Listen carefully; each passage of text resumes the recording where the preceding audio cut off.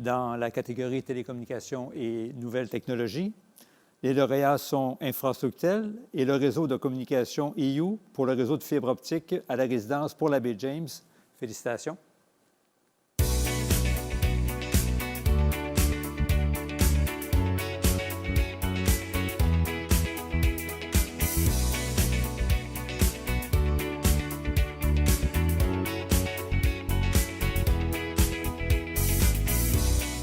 Bien, félicitations. D'abord, Jean Beaulieu, ingénieur, directeur général de projets spéciaux Infrastructel. Félicitations. Et Cédric Melançon, directeur général réseau de communication EU. Bien, bravo, messieurs. Félicitations.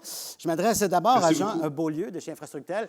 Alors, on parle de fibre optique ici, qui est une technologie qui existe déjà depuis un bon nombre d'années. C'est peut-être pas là l'innovation. L'innovation, c'est de la rendre aussi loin. On a encore un projet en région éloignée. Alors, faire part un trajet qui dure aussi longtemps et se rendre directement dans ces régions. Comment ça s'est passé? Ça s'est très bien passé. Il a fallu innover pour essayer d'amener l'alimentation jusque dans les résidences dans le Grand Nord. Quand on parle au Grand Nord, juste pour vous situer, ça prend environ entre 12 et 14 heures à se rendre dans ces communautés-là à partir de Montréal, chose qui est tout un défi. C'est toute une logistique planifiée, les relevés et la mise en plan de ce travail-là. Et évidemment, pour l'alimentation, il a fallu utiliser les tours de Hydro-Québec avec les câbles de fibre optique, les fils de garde, là, que la fibre elle monte dans le Grand Nord par cette alimentation-là, qui est assez spéciale. Fait que c'est des défis technologiques dans des territoires où il n'y avait pas de cellulaire quand on est arrivé.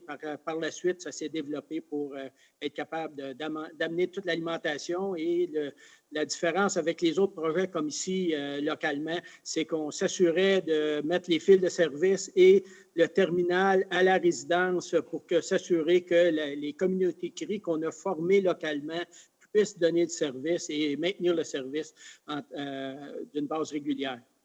Eh bien, parlant des communautés, justement, je m'adresse à Cédric Melançon, directeur général réseau de communication EU. Les retombées d'un projet comme celui-là, il y a un avant et un après dans ces communautés-là. Là.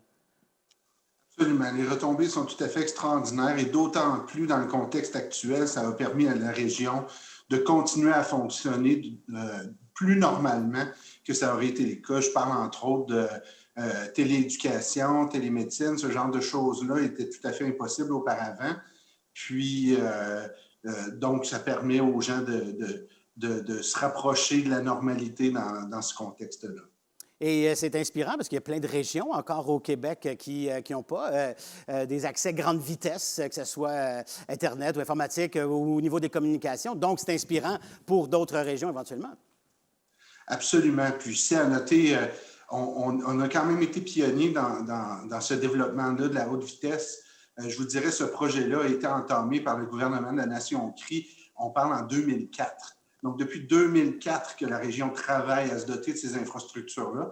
Puis, ça, c'est l'aboutissement de tout ce processus-là, effectivement. Eh bien, bravo pour votre prix. Encore une fois, Jean Beaulieu, directeur général, projet spéciaux infrastructures, et Cédric Melançon, réseau communication EU. Bravo, messieurs, bravo pour ce projet. Et c'est très inspirant. On a hâte de voir les autres. Merci beaucoup. Merci beaucoup. Merci, bonne soirée.